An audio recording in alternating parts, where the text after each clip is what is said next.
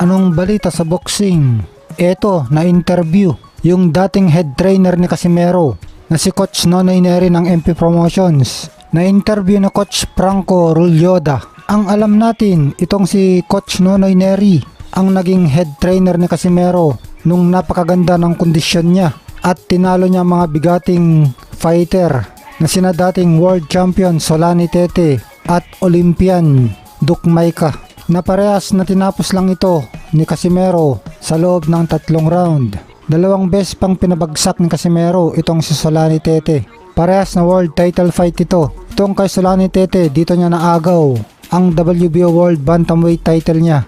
At dito naman kay Duke Maika ay dinepensahan niya ang kanyang titulo. Sinabi na nga ni Coach Nonoy Neri na ang makakatalo lang kay The Monster na Naoya Inoue dito sa 122 pounds division ay itong ating kababayan, angas ng Pinas, Janriel Casimero. Kasi daw nakikipagsabayan itong si Casimero at nakikipaglaban na parang wala nang bukas. Itotodo na niya ang lahat ng kanyang makakaya. Matapang daw itong si Cuadralas at kayang tumanggap ng suntok. Ibig sabihin matibay siya, walang takot, hindi nirerespeto ang kanyang kalaban, na ito daw ang paraan at katangian para talunin sa Naoya Inoue.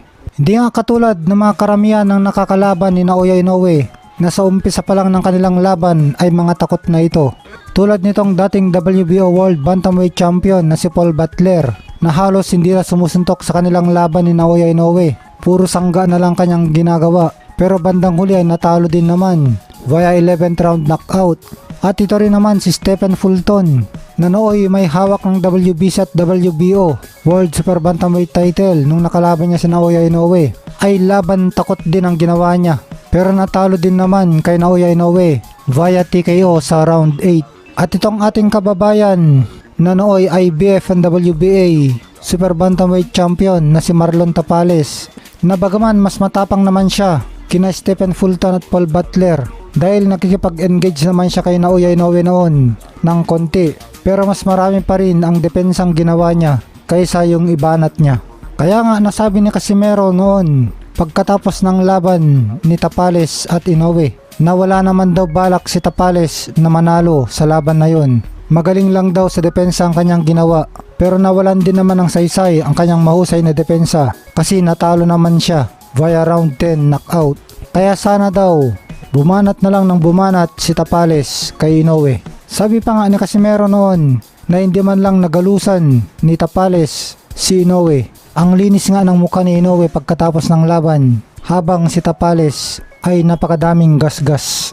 At nasabi pa nga ni Casimero na hindi daw niya gagayahin si Tapales na magpapabugbog lang sa laban dahil siya daw ay hindi magpapabugbog at siyang mangbubugbog. Kaya nga nasabi ni Coach Nonoy Neri na ang pagkawalang takot ni Casimero ang katangian para talunin si Naoya Inoue. Pero para talunin daw ni Casimero si Naoya Inoue ay kakailanganin niya ng proper training, conditioning at guidance. At natanong din sa panayam si Coach Nonoy Neri kung sino sa mga boksingero na na-training niya ang pinaka-challenging para sa kanya. At ang sagot pa rin Head Coach Nonoy Neri ay si Casimero pa rin. Nakaka-challenge daw itong hawakan dahil sa kanyang walang takot na attitude at ibang klase mag-ensayo. Ayon pa kay Nonoy Neri na kailangan daw ni Casimero ng head coach na hindi yung kapatid niya na si Jason Casimero.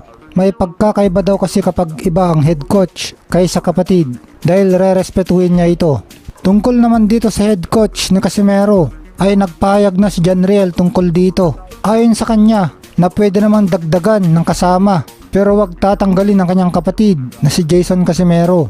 Dahil ang kanilang tandem daw ayon kay Casimero ay hindi pa daw natatalo. Ang kanilang tandem ay puro panalo ang mga laban niya. Kaya bakit daw tatanggalin itong kapatid niyang si Jason kung hindi naman sila natatalo? Napag-usapan rin sa panayam ni Coach Nonoy Neri na sana daw maikasana ang labanan ni Casimero at Naoya Inoue dahil hindi na daw bumabata itong si Casimero na magte-35 years old na. Pero kung sakaling maikasa daw ang laban, sana daw mag-ensayo ng maayos at makakuha ng best training camp si Casimero para talunin niya si Naoya Inoue. Dagdag pa na Coach Nonoy Neri na knockout daw ang sasapitin ni Mexican bad boy Luis Neri sa kamay ni Naoya Inoue sa laban nilang dalawa sa Mayo sa Tokyo, Japan. Samantala kahit madalang lumaban itong si Naoya Inoue sa Amerika dahil sa baluarte niya lagi sa Japan siya lumalaban. Pero dahil ipinapalabas naman lagi ng live sa Amerika ang kanyang laban via ESPN Plus ay sikat na nga itong si Naoya Inoue sa Amerika. At ngayon pa nga lang na nasa 122 pounds division pa lang siya ay pinag-usapan na ang mga posible niyang laban sa 126 pounds featherweight division. At ang nakikita nga ng mga Amerikano, particular itong si former welterweight champion Sean Showtime Porter na ang magandang matchup para kay Inoue sa 126 pounds ay itong si Brandon Figueroa. Dahil ito daw magandang patunay kung talagang generational talent itong si Naoya Inoue. Nagkaroon na nga sila ng survey kung sino ang mananalo kina Inoue at Figueroa. At ang bumoto kay Inoue ay 79% at 21% lamang kay Figueroa. Pero para kay Sean Porter ay 50-50 lang daw ang kanilang laban. Matibay kasing tumanggap ng suntok itong si Figueroa.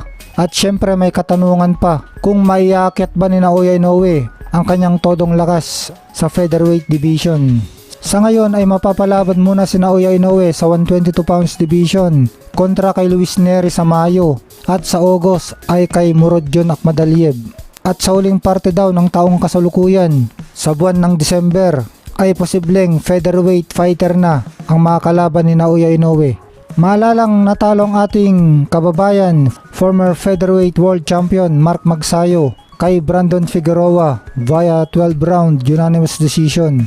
Pero tinalo naman ni Stephen Fulton itong si Brandon Figueroa via majority decision. Na tinalo naman ni Naoya Inoue itong si Stephen Fulton via 8 round TKO. Kaya ano sa tingin nyo mga lods? Sino kaya ang mananalo kina Naoya Inoue at Brandon Figueroa kung sakaling matuloy ang kanilang bakbakan? Comment na mga lods at pag-usapan natin yan. Samantala, nalalapit na nga ang World Championship fight ng ating kababayan, former long-time IBF Super Flyweight Champion Jerwin Pretty Boy Angkahas kontra kapatid ni Naoya Inoue na si current IBF Bantamweight Champion Takuma Inoue sa February 24. Halos isang buwan na lang mula ngayon.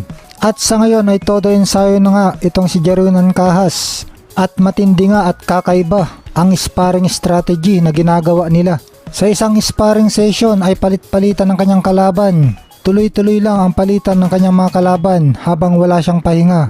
Na ginawa na nga ito ni Jerwin Angkahas kasamang naging sparring partner niya, ang Philippine National Team. Mahusay din itong training strategy na naisip ng kanyang coach na si Joven Jimenez. Kasi anumang strategy ang ipapakita ni Takuma Inoue sa kanilang laban ay kayang-kayang mag-adjust sa laban nitong si Jerwin Angkahas. Kasi mayat maya nga sa kanyang sparring ay iba't iba ang kanyang nakakalaban. Ganito rin ang ginagawa ngayon ni Jerwin Angkahas nang sinamahan na siya ngayon ni former world title challenger Vincent Acero Astrolabio na maging sparring partner niya. Bugbugan muna sa 4 na kalaban tapos yung pang-5 na sparring ay kay Vincent Astrolabio na. Kaya dahil dito humanga ang GMA Sports Analyst na si JM Shasat. Grabe daw ang pagsisikap ngayon ni Jerwin Angkahas para maging world champion muli. Brutal na training camp daw ngayon ang pinagdadaanan ni Angkahas. Kaya tingin ni JM Shasat na dahil dito ay mapapadali ang pagtalo ni Angkahas kay Inoue. Samantala, karamihan naman ng mga commenter sa mga boxing fans ay tingin na hindi mananalo si Jerwin Angkahas kay Takuma Inoue. Sabi nitong isang commenter, ang kailangan ni Angkahas ay stamina, speed, diskarte at dapat buwang loob na manalo. Itong isa sabi, yung habit ng Angkahas na bumababa ang kanyang guard habang tumatagal ang laban, kailangan tanggalin niya yan. Ito namang isa, hindi believe sa sparring strategy ni Jerwin Angkahas. Kung gusto daw nilang siguradong manalo, ay gayahin yung training regime ni Pacman dati na 36 rounds araw-araw. Ito naman sabi, di na gaano magaling si Angkahas, mabagal na. Di katulad ng dati mabilis gumalaw nung medyo maliit pa ang build ng kanyang body. Pero ngayon puro muscle na kaya bumagal na. Sabi naman nitong isa, ubos na ang MP boxers. Mga boring na, di na kabang-abang. Iba talaga ang isang Casimero, brr. Ito namang isa sabi, mas okay siguro kung maghanap sila ng kay-sparring na katulad ng style ng kanyang kalaban na si Takuma Inoue. At yun ang pagpraktisan nila at gawan ng mga counter at mga patibong. Pero syempre tayo mga Lods, sana gumana ang training strategy ni Jerwin Ancahas para talunin niya si Takuma Inoue at iuwi ang kampyonato dito sa Pilipinas. Kasi sa ngayon ay wala tayong champion, 0 champion tayo. Ang nag-iisa nating world champion na si Marlon Tapales ay binaklasan na nga ni Naoya Inoue nito lang December. Kaya suportahan natin si Jerwin Ancahas sa kanyang laban. Ito naman ang sample na palit-palitan ng kanyang kalaban sa sparring ni Jerwin Ancahas dito sa mga boksingerong miyembro ng Philippine National Team. Ito, panoorin natin.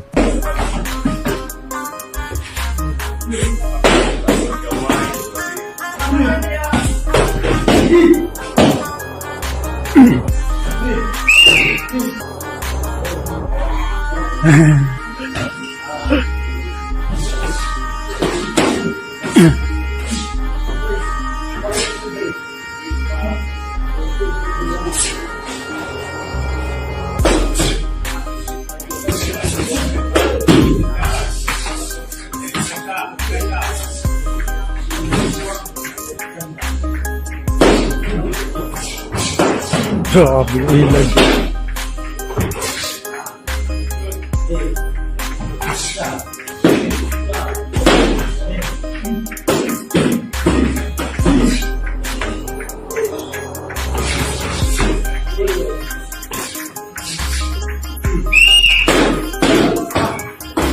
Squad. Last one. 5 yung tumutuloy sa kanya, 5. Pang-5.